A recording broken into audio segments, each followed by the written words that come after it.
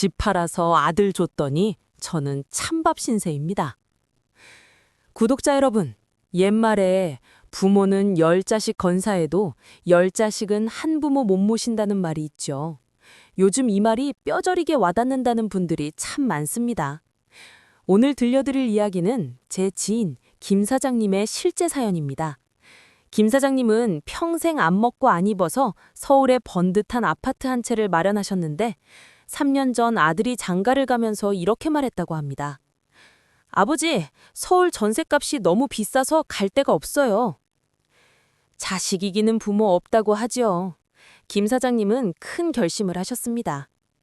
그래, 내가 죽으면 어차피 네 건데 미리 주마 하시면서 살던 30평 아파트를 팔아서 아들 신혼집에 보태주고 본인은 경기도 외곽의 작은 빌라로 이사를 가셨습니다. 아들은 그때 눈물을 흘리며 맹세했답니다. 아버지, 제가 평생 은혜 잊지 않고 매주 찾아뵙고 모시겠습니다. 자, 3년이 지난 지금 김 사장님은 어떻게 지내고 계실까요? 매주 온다던 아들은 명절에만 겨우 얼굴 비추고 며느리는 시댁 오는 걸 부담스러워해서 전화 한 통 없다고 합니다. 좁은 빌라 거실에 앉아 김 사장님이 소주 한 잔 기울이며 하시는 말씀이 가슴을 칩니다. 내가 미쳤지. 돈주머니를 쥐고 있었어야 했는데 빈털터리가 되니까 자식한테도 짐짝 취급을 받는구나. 여러분, 이게 남의 이야기 같으신가요? 아닙니다. 주변을 둘러보면 재산 미리 넘겨줬다가 피눈물 흘리는 부모님들이 한둘이 아닙니다. 에이, 우리 자식은 착해서 안 그래 하시는 분들도 계실 겁니다. 과연 그럴까요? 돈 앞에서는 효자도 변하는 게 냉혹한 현실입니다. 오늘 제가 딱 정해드립니다.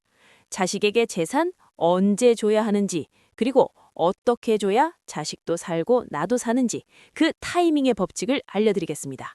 이거 모르고 덜컥 도장 찍어주시면 남은 노후는 지옥이 됩니다. 많은 분들이 이렇게 말씀하십니다.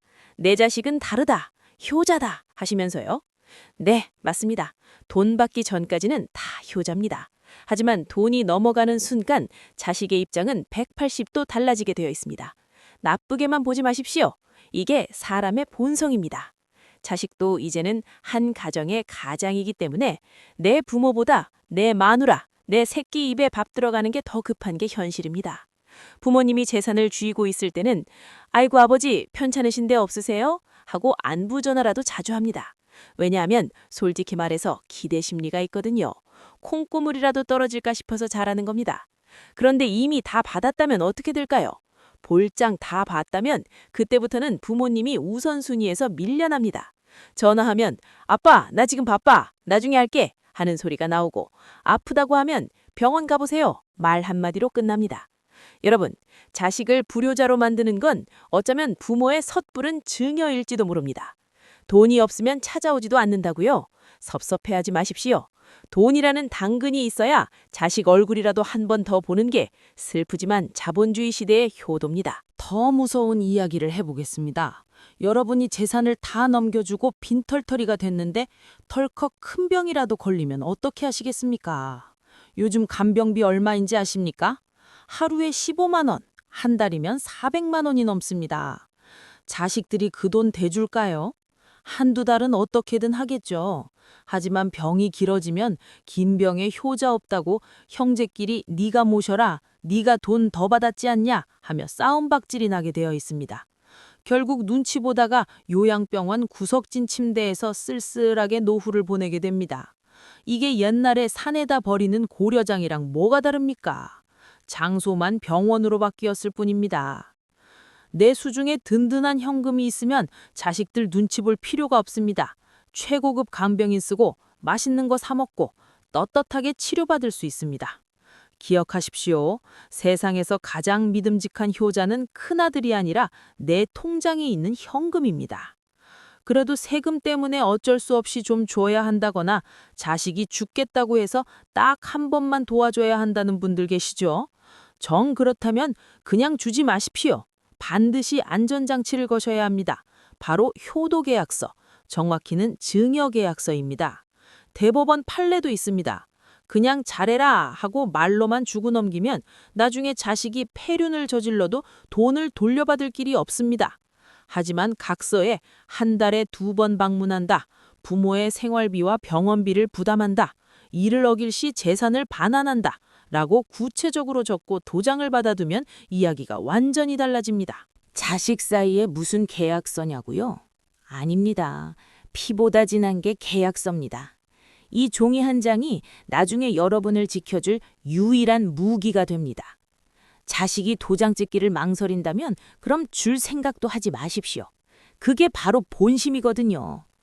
진짜 효자라면, 진짜 감사한 마음이 있다면 이런 각서 한 장 쓰는 게 뭐가 어렵겠습니까? 오히려 기꺼이 도장 찍고 아버지 걱정 마세요. 평생 모시겠습니다. 하고 약속할 겁니다. 실제로 제가 아는 분 중에 박 사장님이라는 분이 계십니다. 이분은 아들한테 강남 아파트를 넘겨줄 때 공증까지 받은 계약서를 작성하셨습니다.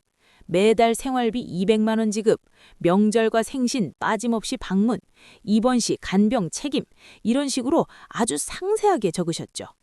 아들이 처음엔 불만스러워했다고 합니다. 아버지, 저를 그렇게 못 믿으세요? 그랬더니 박 사장님이 이렇게 말씀하셨답니다. 믿고 안 믿고의 문제가 아니다. 이게 서로를 위한 거다. 네가 나중에 어려워져서 못 지키게 되더라도 이 계약서가 있으면 나는 법적으로라도 보호받을 수 있잖아. 결과가 어떻게 됐을까요?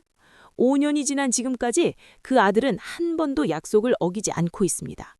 왜냐하면 계약서라는 게 있으니까 책임감이 생기는 겁니다.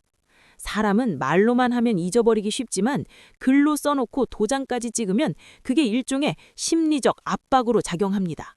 이게 바로 계약의 힘입니다. 반대로 계약서 없이 그냥 주었다가 낭패본 경우도 많습니다.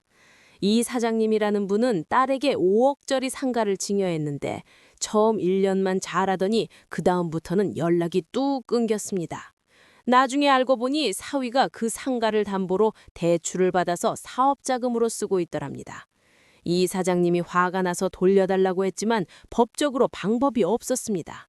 이미 증여 신고까지 끝난 상태였고 조건 없이 준 거니까 법원에서도 어쩔 도리가 없다는 겁니다. 이 사장님은 지금도 그 일을 후회하면서 다른 자식한테마저 미움받고 있습니다. 여러분, 자식을 의심하자는 게 아닙니다. 자식도 사람이고 사람은 환경에 따라 변합니다.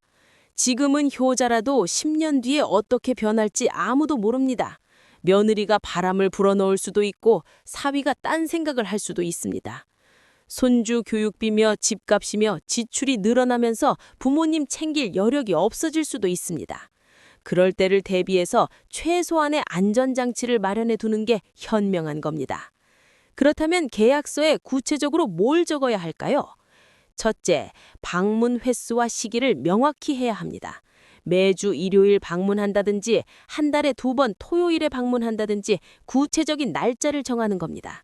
그냥 자주 방문한다 이렇게 애매하게 쓰면 나중에 자주가 얼마나 자주냐며 말싸움만 벌이게 됩니다. 둘째, 금전적 지원 내용을 적어야 합니다. 매월 생활비 얼마, 병원비는 실비 전액 부담 이런 식으로 숫자로 박아넣어야 합니다. 셋째, 위반 시 처벌 조항이 있어야 합니다. 3개월 연속 약속을 지키지 않을 경우 증여한 재산을 반환한다. 이렇게 확실하게 못 박아야 합니다. 여기서 중요한 게 하나 더 있습니다. 바로 공증입니다. 그냥 집에서 종이에 쓰고 도장만 찍으면 나중에 자식이 그런 거 모른다, 술 먹고 억지로 찍게 했다며 발뺌할 수 있습니다. 하지만 공증사무소에 가서 변호사 앞에서 공증을 받으면 법적 효력이 확실해집니다. 공증 비용 몇십만 원 아까워서 나중에 몇 억 날리는 것보다 훨씬 낫지 않겠습니까?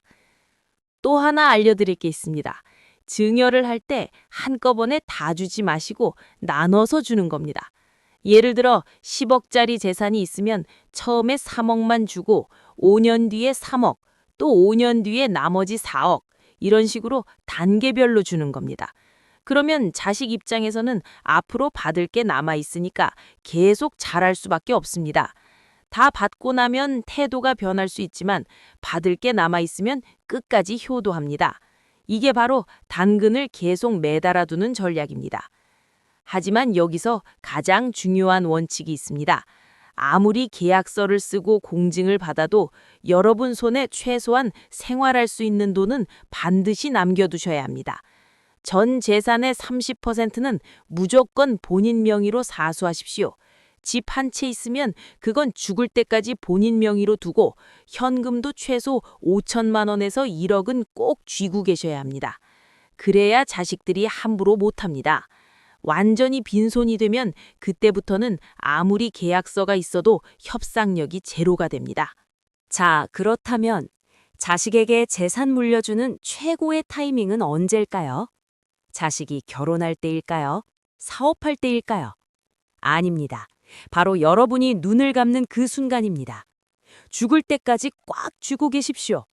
자식들이 우리 아버지는 짠돌이야, 지독해 라고 욕해도 상관없습니다. 오히려 돈 냉세를 막고 명절마다 생신마다 찾아와서 안마라도 해드릴 겁니다. 이게 냉정하게 들리시나요? 하지만 이게 현실입니다. 부모가 건강하고 돈이 있어야 자식들도 편안합니다.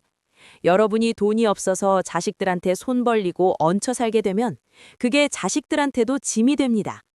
며느리는 시어머니 뒷바라지 하느라 스트레스 받고 사위는 장인 장모 병원비 되느라 자기 가정 살림이 빠듯해집니다. 그러면 부부싸움이 나고 그 화살이 결국 부모님한테 돌아옵니다. 왜 이렇게 오래 사시냐는 원망 섞인 눈빛을 받게 되는 겁니다. 하지만 여러분 손에 돈이 있으면 이야기가 완전히 달라집니다. 자식들 눈치 볼 필요 없이 맛있는 거 사드시고 여행도 다니시고 아프면 좋은 병원 가서 치료받으시면 됩니다. 손주들 용돈도 여유 있게 주시고 명절에는 자식들한테 오히려 용돈 봉투를 쥐어주시면서 수고했다고 격려해 주시면 됩니다. 그러면 자식들이 부모님을 부담스러운 존재가 아니라 든든한 버팀목으로 여기게 됩니다. 이게 바로 모두가 행복한 관계입니다. 여기서 한 가지 더 말씀드리고 싶은 게 있습니다.